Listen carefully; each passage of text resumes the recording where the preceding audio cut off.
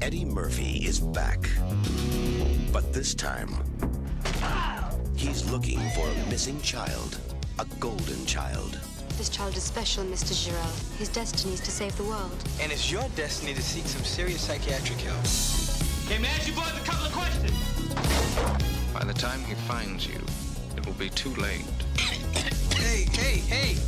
In my pocket, it's a whole thing of Tic Tacs. Take as many as you like, please. I could destroy you, just like that. Just like that. Mwah, you're wonderful. Nobody be alarmed. I'm Chandler, American Stolen Artifacts Finders of America. He's irresponsible. A bed? Is that a bed? He's a careless, thoughtless, undisciplined fool. I should be punished. I should be purged. I should be flogged. You are the chosen one. You will find a child. Well, I do my best. I'm so afraid of the dark, too. I really don't like your attitude. You know, this is a nice jacket. It's a Morris Day feel, and it looks good on you. And the boots, smoking. He's got a firm grip on reality. Where he's going, he'll need it. How'd you do that? What was that with the flip? You must carry this glass of water without spilling a drop. Who are you, Monty Hall now? This is a piece of cake. Eddie Murphy is the chosen one. Well, how many people have survived this test? None. The golden child. None.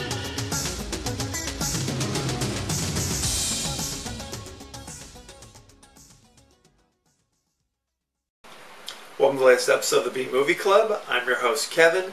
This will be discussing the classic 1986 comedy bonanza, The Golden Child, starring Eddie Murphy, some other people.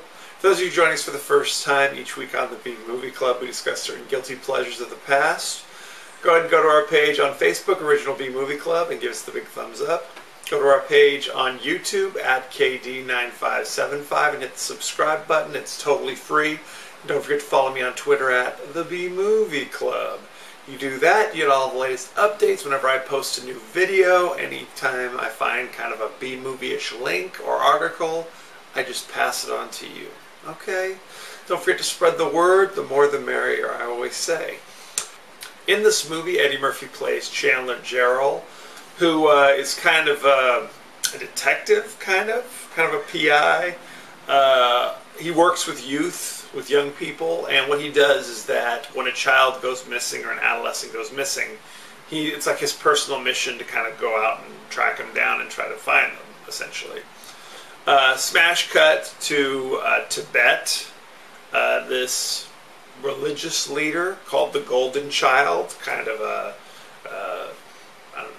reincarnation of Buddha type character, like a young child essentially, has been kidnapped by these evil characters. We don't know a whole lot of who they are, but they invade the temple, murder the monks, and run off with the Golden Child, who has these magical powers of some sort. But evidently not power enough to prevent the massacre from occurring or his kidnapping. So take with that what you will. So the other followers of the Golden Child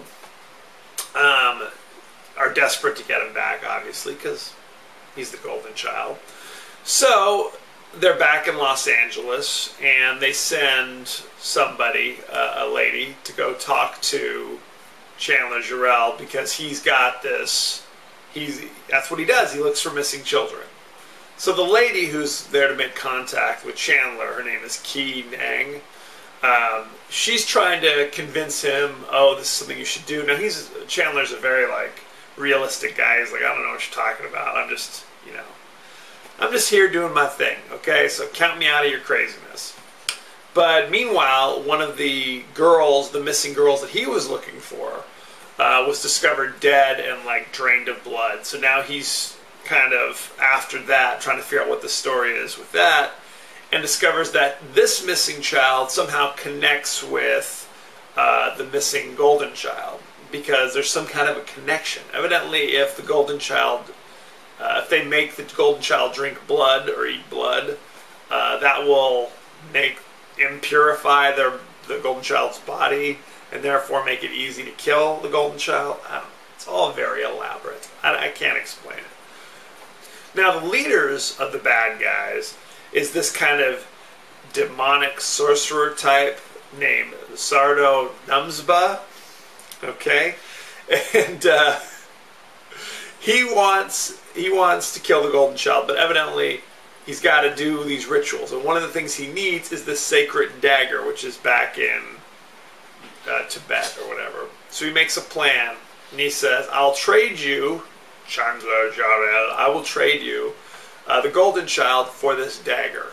Okay, so if he gets the dagger, he can use that to kill the golden child. It's all very elaborate. So now Chandler and Ki Nang have to go back to Tibet to perform these rituals to try to get the sacred dagger. I don't want to spoil it all. I don't want to give it all away. Okay, it's a thrilling conclusion. Let's just say this movie was originally written to be kind of a serious movie, right? It was meant to be kind of a Raymond Chandler like mystery, private detective kind of thing with like a mystical, supernatural element to it.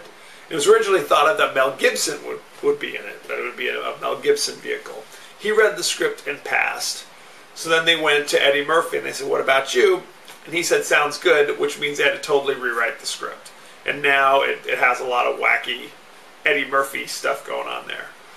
The screenwriter who wrote the script, his name is Dennis Feldman, and up to this point had only written one other script. That was One of the Guys, if you remember that one, about the girl who dresses up as a guy and goes undercover in a high school for some reason. Eddie Murphy, when they cast him, they hired this director named Michael Ritchie, who's done a bunch of different things. He also done like Fletch, which is of course another classic of ours. We love Fletch. They went through a lot of different directors that they thought they wanted to direct this, including like George Miller, John Carpenter. They were going to bring him in before finally settling on Michael Ritchie. The villain of this movie, Sardo Numsba, is played by an actor named Charles Dance, who most recently has been Tywin Lannister on Game of Thrones. Hey, he always kind of popped up every couple of years, like in the 80s and 90s. Like he was also in The Last Action Hero as the villain. He was in Alien 3, if you remember that one. Not playing a villain, sympathetic character, evidently. There's a weird dream sequence where Eddie Murphy is confronted by Sardo and his crazy minions. That scene was actually filmed from the set of the TV show Webster. That show with Emmanuel Lewis and George Karras. You know it, don't you? Now, the Golden Child is referred to as a boy throughout the entire movie, but they actually hired an actress to play the Golden Child. Why was this important? I don't know. Randall Tex Cobb is in this. He plays one of Sardo Numsba's evil henchmen. I don't know. It's an all-star cast. You know, the stars just keep coming. The actress who played Ki Nang, her name was Charlotte Lewis. She was playing Asian, but actually she was like half Chilean, half Iranian. So she wasn't from Tibet, let's just say. And she was only 18 when she did this movie, when she was supposed to be like the romantic interest of Eddie Murphy. It's all very complicated. This movie was a success when it came out. Eddie Murphy was riding high, but it wasn't nearly as big a success as they anticipated. I mean, compared to his really big hits, it's not even on the same level. Having watched this for the first time in 100 years, I have to say, not very funny. And frankly, not very good overall. It's really kind of uneven and strange. It's like, here's this weird mystical movie that we've got here. And then we're just going to put Eddie Murphy in it, and he's just going to say wacky things. Well, so it's kind of like a tale of two movies. It currently has a 28% on Rotten Tomatoes, which, not too good. If you haven't seen it, it definitely is one of the lesser Eddie Murphy films. I think you could probably take a pass on it, you know. If you're kind of on the fence, if you want to see it, what are you going to do? So, it is still streaming instantly on Netflix, so you can see it there. Don't forget to go to our page on Facebook and send me any favorite scenes, favorite quotes, comments, and questions.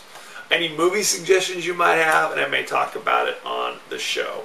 Next week, we're moving away from whatever kind of comedy action movie this is to the action classic, Sylvester Stallone, Sharon Stone, the Specialist. He's an expert with bombs and taking on the Cuban mafia down in Miami. It's something special. That's also streaming instantly on Netflix, so rush out and see it and let me know what you think. Don't forget to go to our page on Facebook, Original B Movie Club. Don't forget to go to our page on YouTube at KD9575. Don't forget to follow me on Twitter at The B Movie Club. As you know, I end every episode with a totally out of context quote, and here it is. Yeah, well, you better have a spatula where we're going, because my ass is frozen to this yak. So there you have it. That's the quintessential Golden Child line, by the way. Oft quoted, as you know. So thank you for joining us next week. The Specialist. Be well.